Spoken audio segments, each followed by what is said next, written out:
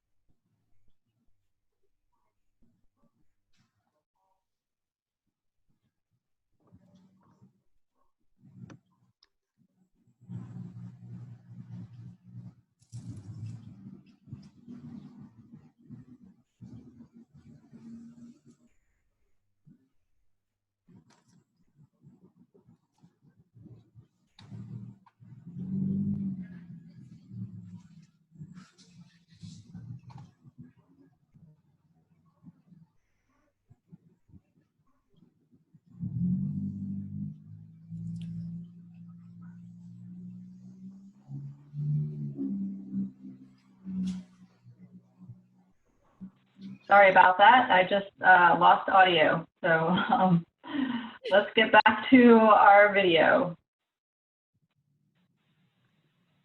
3 upgrades since then, with the most recent being in 2017. On average, the plant produces 2.2 million gallons of water per day. We provide water to 3 public service districts and 1 water association, serving 5 counties and upwards of 20,000 customers in total. Our water department employs 12 full-time employees, consisting of both plant operators and distribution personnel. Built in 1984, the City of Buchanan Water Supply Dam is a concrete, low-hazard dam used for water supply only. The dam is 18.5 feet tall by 120 feet long, being 21 feet wide at the base and 3 feet wide at the top. An 18-inch water main runs through the center of the dam.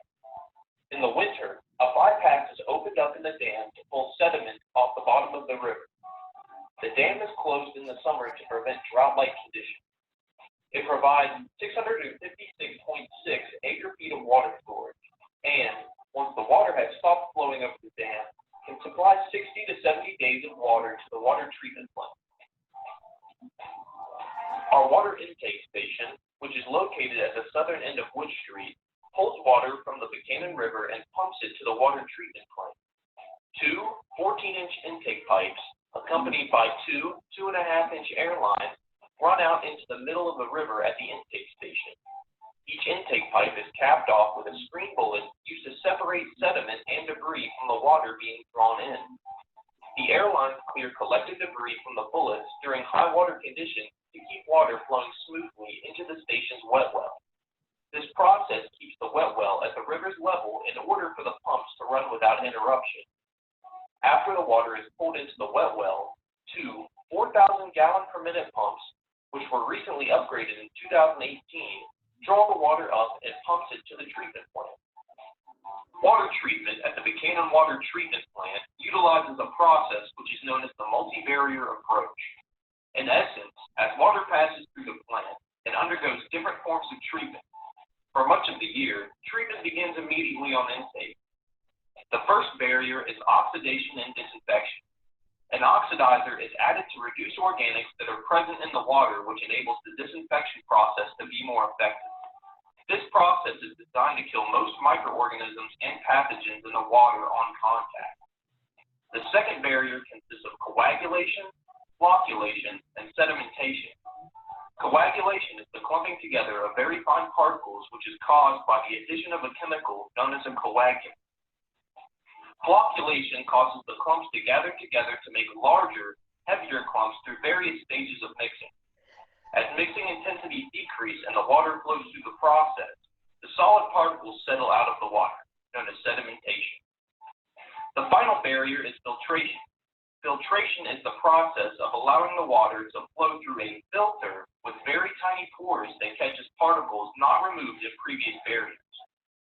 After water passes through the filter and receives a final dose of disinfectants, the water goes into our clear well, which holds 281,000 gallons of drinking water. From the clear well, two 4,000-gallon per minute high-surface pumps, which alternate weekly, pump the water into our distribution system. Our distribution system consists of 42 miles of pipeline, ranging from 3/4 to 24 inches in diameter, with makes including ductile iron, PVC, asbestos cement, cast iron, galvanized, and copper. We have 6 active water storage tanks: North Buchanan, Clow, Deer Creek, Tennerton, and Victoria Hill Tanks 1 and 2. Built in 2017, our newest tank, Victoria 2, is a glass-lined 1.2 million gallon tank that sits on the western side of Victoria Street. It was built to replace St. Joseph's tank, which is set for demolition later this summer.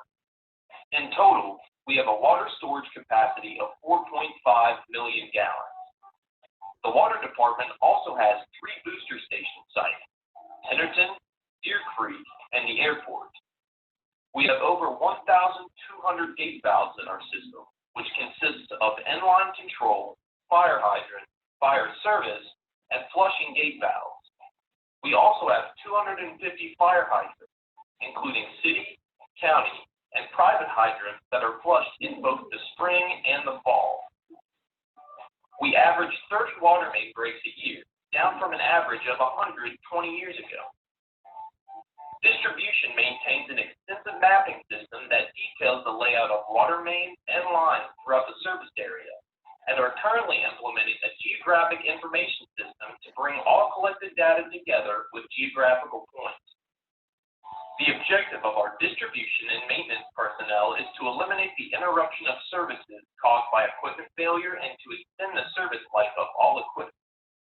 Continuous corrective actions are taken by personnel to ensure peak efficiency and to minimize deterioration of the water distribution system. The customer service personnel works closely with the public in order to maintain an organized record-keeping system to schedule tests and document inspections. On the job, customer service reads meters using radio read technology, allowing us to read over 4,000 meters in one day, compared to the previous system that took 15 days to read the meters manually. The system was upgraded over a 2-year period starting in 2016. Customer service also pulls and tests meters per customer complaint to make certain meters are functioning and reading properly. In addition to reading meters, customer service is responsible for complaints, termination of water due to non-payment, and on-off services for customers. The City of Buchanan also operates a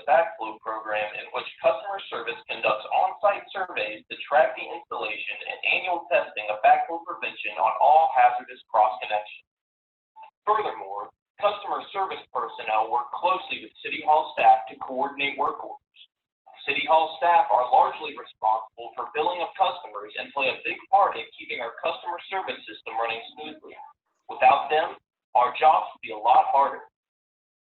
We've put in place a water optimization flushing program that allows us to keep a close eye on the pH and chlorine residual of our system.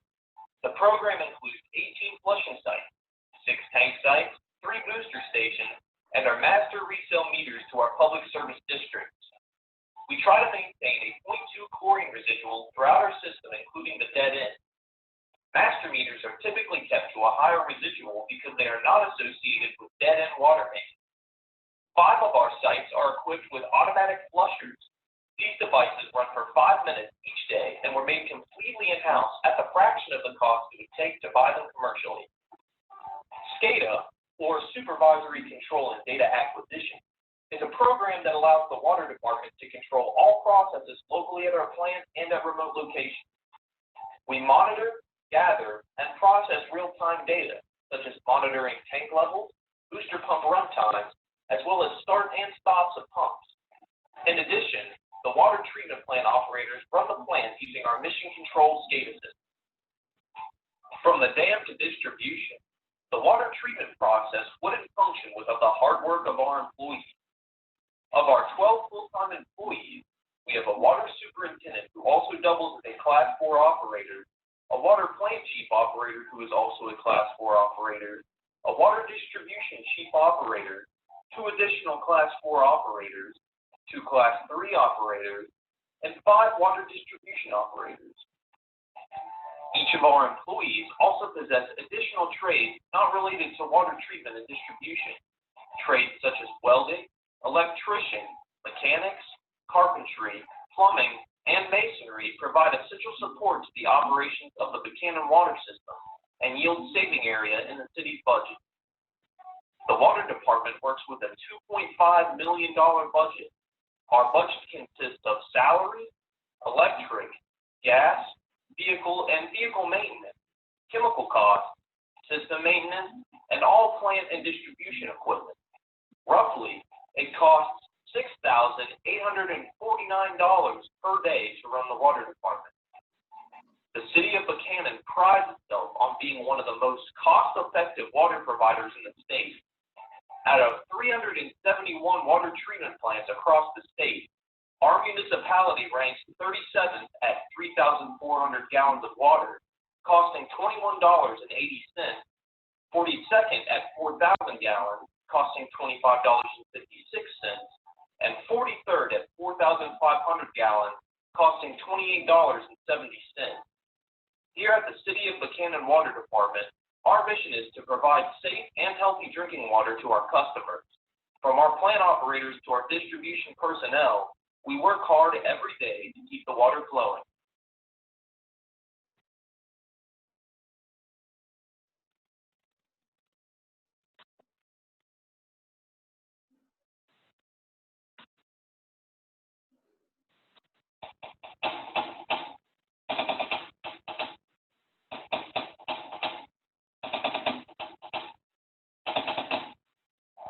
Hello, everyone, and welcome to this week's edition of Environment Matters. I'm Annette Hopkins. The Buchanan River is a popular spot for water recreation, but it's also a source of drinking water for thousands of residents. Keeping it safe just got a little easier, thanks to a new early warning system. From its headwaters in southern upstream Randolph County, the Buchanan River winds its way south for 45 miles to the Tiger. The little Class 42 rapids, nothing crazy. It's the very start. Really no big deal, just kind of what we call boogie water. The cycle sections are a popular spot for whitewater rafting, including a section between 10 Mile and Center featuring Class 3 and 4 rapids. The DNR stops regularly using the adjacent rail line to access the more remote sections, where you're likely to find anglers and fly rods casting into its many ripples and pools. Further downstream, as the river levels out and flows, it becomes a popular spot for flatwater paddling and muskie fishing. Keeping the river clean is not only important to the environment, but to the local economy too. From the tourism aspect, having the Buchanan River look visibly clean, and we can know that we can tell people that it's a clean river and it's safe to be in. It's a huge asset for our community. That way we can encourage people to come in and go fishing. They can kayak the river. They can feel comfortable bringing their kids down to the river just to kind of look at nature and just be out there and know that they're 100% safe in our community. The Buchanan Water Department recently added a new early warning system about a mile upstream from the plant's water intake. It samples pH, temperature, oxygen level, and conductivity, and looks for signs of petroleum-based compounds. Under normal flow conditions, it should give operators at least an hour's heads up to shut the intake if necessary. Our concern right now is if something changes drastically, pH, conductivity, or anything like that can be an indicator for contaminants in the river. Many of which may be there already that we've been dealing with, and having no issues with. But, we look for changes in those test results, and then we start looking for what may be causing that change. And there are some simple things you can do to help protect your stream, whether it's the Buchanan River or one of the hundreds of streams that crisscross the different watersheds of West Virginia. Don't dump your oil out. What do you do with your oil? You take it to the waste collection down here on Mudlick, and they recycle it. Don't throw your grass clippings in the river. If you throw your grass clippings in the river, you can raise temperature and cause some other issues that changes the pH of the river or the streams. Pharmaceuticals. The sheriff's department at least once a year does a collection on, pharmaceuticals. If you have any that you want to throw away, don't throw them in the sewers or in the river or anywhere. Take them to them. Fertilizer, farmers, leave a little barrier between, your field and your streams and wetlands. That gives, a little buffer zone to filter out some of that fertilizer that might get in there. Just a number of things you can do, on an average person basis that would protect your streams. And, I know farmers are very conscious and anxious about losing money, and that fact, you don't want to put your fertilizer on right before a major rainstorm. It's going to get washed off. There's different little things that can be done that can help our watershed. The plant monitors and treats about 2 million gallons of water a day, but has the capacity to treat 2.5 times that. Besides more than 4,000 customers in the city, the Buchanan Water Department provides water to 4 adjacent public service districts and maintains 42 miles of water lines. That's all for this week. Be sure to follow the DEP on all our social media channels. Besides the Environment Matters YouTube channel, we're on Twitter and Facebook at DEPWD. Like, follow, and subscribe, and never miss a story.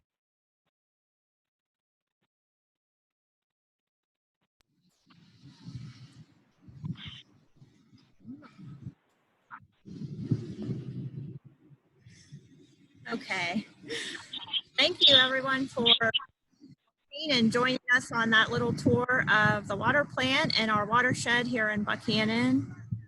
And I'm joined now with Dixie Green. She is our city horticulturist, and she's going to talk a little bit about the flower program here in Buchanan. And then we'll go talk a little bit about our stormwater program as well. But first, here's Dixie. Thank you, Callie. Hi, everybody. So like Callie said, I'm your city horticulturist here in town, and she would like me to talk about our water conservation program that we do here with the flowers. That's hard to do with the drought that we've had this summer, but we do try our best to conserve as much water as we can and to protect the environment as much as we can while keeping our flowers looking nice and beautiful. I think a lot of people appreciate it. So we do try to limit our water usage. We do everything by hand. We hand water everything, as opposed to automated irrigation, which can waste water because it's usually on a timer. So we are very careful with how much we water. We don't let a bunch of it run off. We record all of our watering that we do. We are still using all organic fertilizers and pesticides, and we're very, very careful with how much of that we apply. So none of it is running off, and if any of it is in the environment, it's very environmentally friendly, so we're not harming our pollinators or our water supply. We also try to use as much water retaining materials in our soils as possible. So a lot of peat, a lot of organic cocoa fibers, and that holds the water really well. And that makes our flowers happy. And then once again, that helps us use a little less water. Let's see, what else? Most of our planters have reservoirs, so we fill those up, and that allows for the water to stay in the planters rather than draining out into our streets and out into the river and everywhere else where our flowers are. And I think that's about it as far as our water program goes. Everything else we try to say is environmentally friendly as possible. We do care a lot about not just the river, but everything in this town. So we do hand weeding, no herbicides whatsoever. We never spray Roundup or anything like that. So everything is very safe. Great, thank you, Dixie. And does anybody who's joined online, do you have any questions for Dixie before we let her go?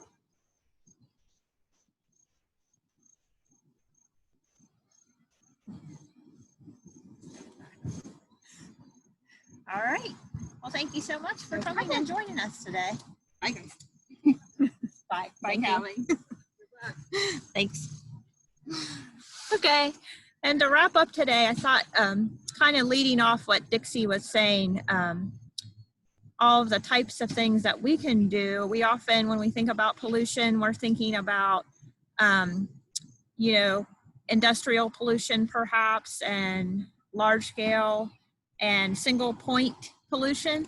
But we can all make changes within our lives every day that help the watershed as a whole, as well as our stormwater and sanitary sewer system. And so perhaps this is a time that you could reflect on, you know, just your daily behaviors and ways you do things. And as Dixie was saying, the city does not use Roundup. They do not use chemical herbicides or fertilizers, so they're using organics for that. So if you have a yard or garden that you're tending, perhaps considering those types of methods that are going to have less of an impact on the watershed and water quality.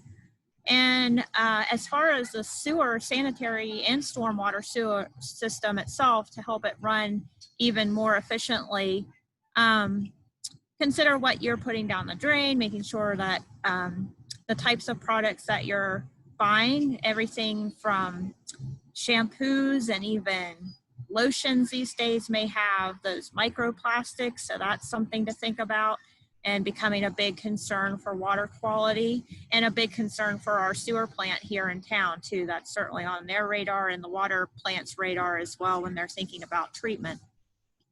So thinking about those types of choices before you go to the store and buying a product. Also back with tending for your lawn, another thing that you can do that would help our sewer system is to remember not to push grass clippings and other debris out into the street, because that's going to get washed into our stormwater sewer system and can potentially back that up and create greater issues if there could be a flood event. So those are just some tips to keep in mind that you can do on a day-to-day basis to help improve our watershed and our sewer system here in our community. Does anyone have any questions for me that I could direct to either our water department, sewer department, or our streets and parks department? If I don't know the answer now, I can get it back to you.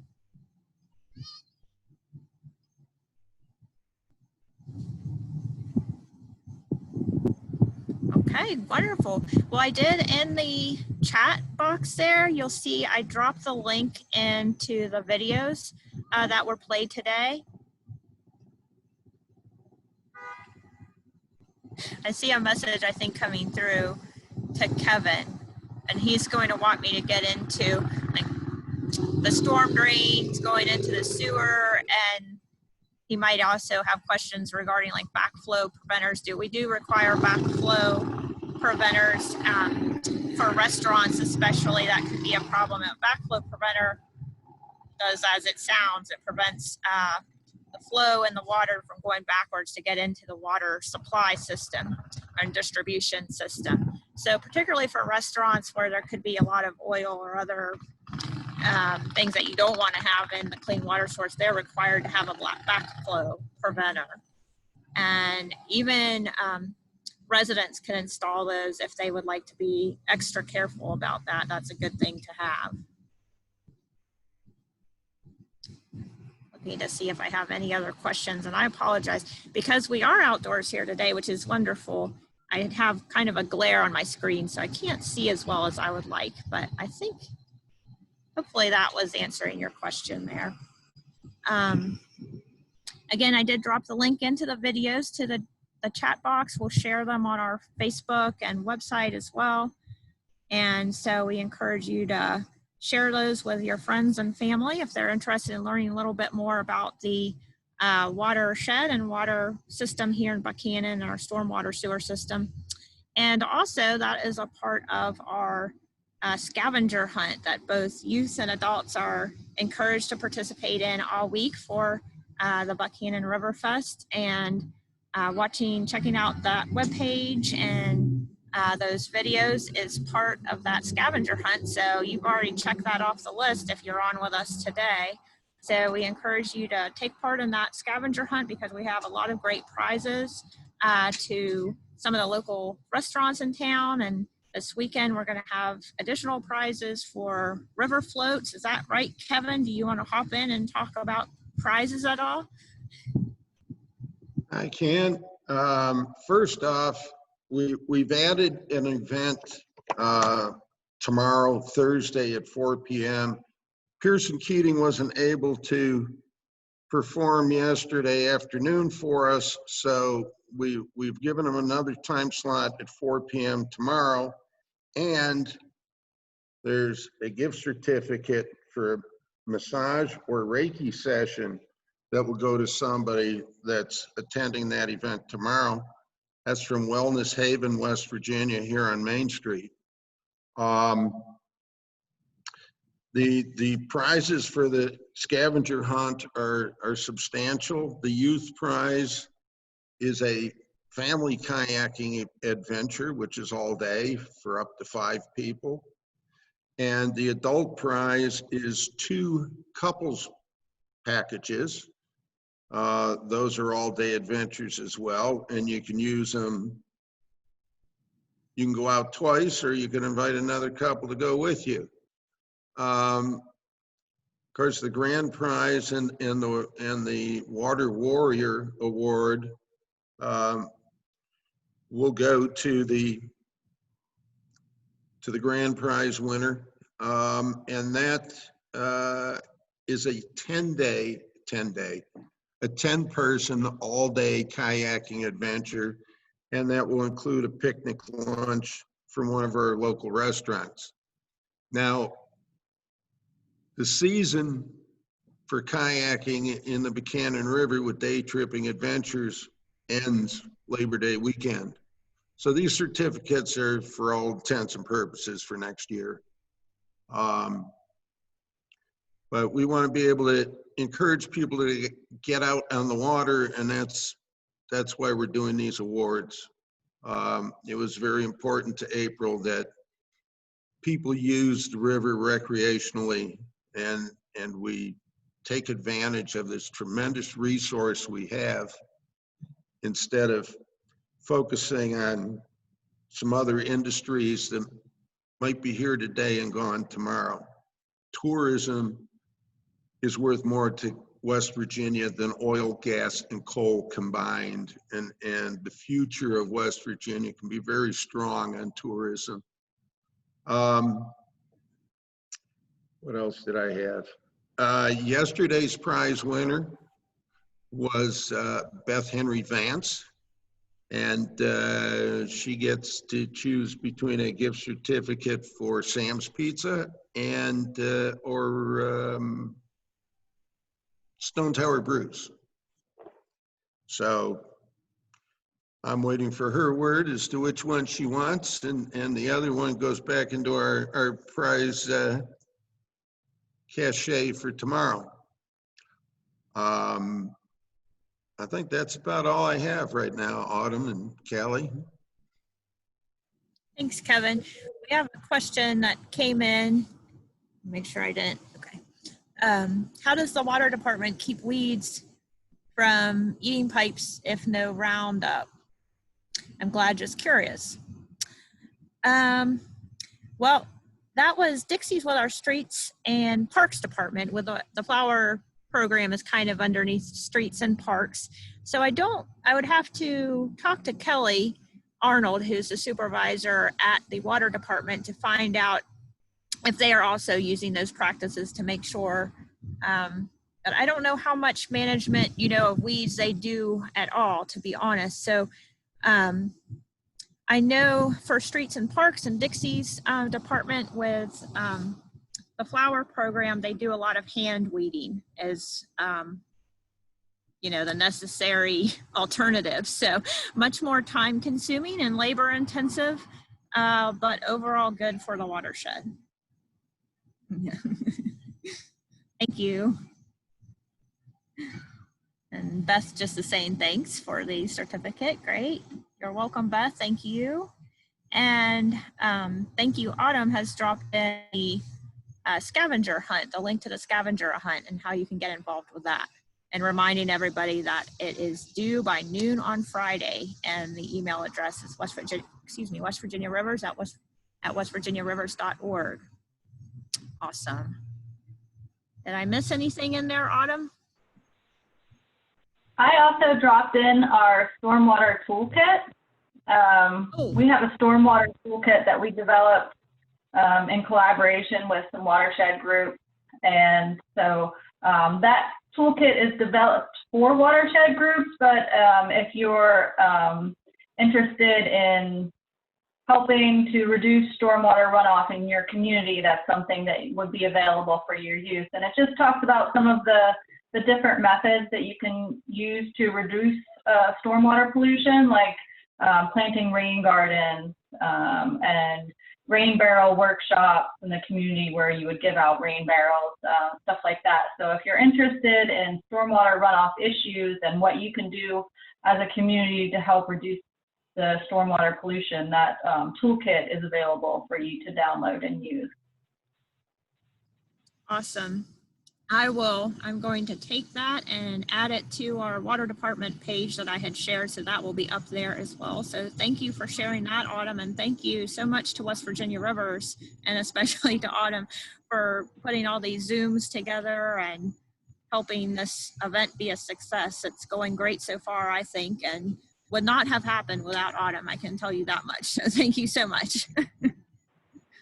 I'd like to remind everybody that you can go to West Virginia Rivers Coalition page on Facebook, and if you missed Monday's or Tuesday's events, they're recorded and you can watch them again or watch them for the first time. Right. I'll be adding those recordings to our water department page as well, but I have not gotten those posted yet, Kevin, but they will be up there.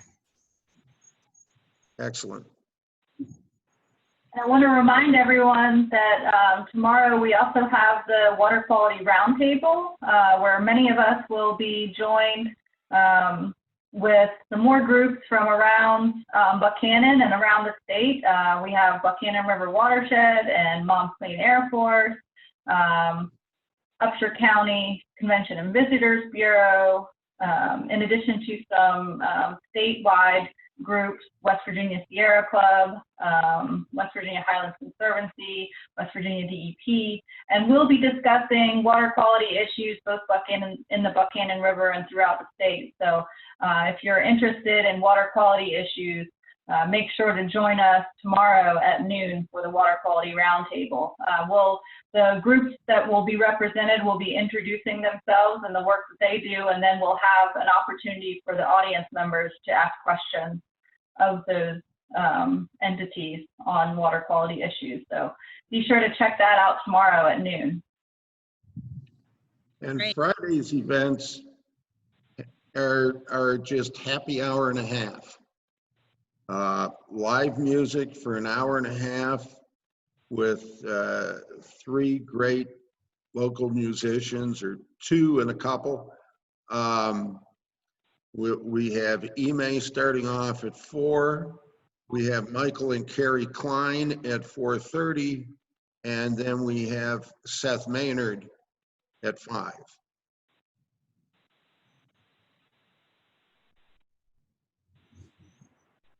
Sounds great. All right, well, I think unless anyone has any other questions, then I think we're ready to sign off for today. Autumn's shaking her head. Okay. Stay tuned for the next event then, right? Or we'll see you back for the next event, we hope. All right. Thanks for joining us today, everyone.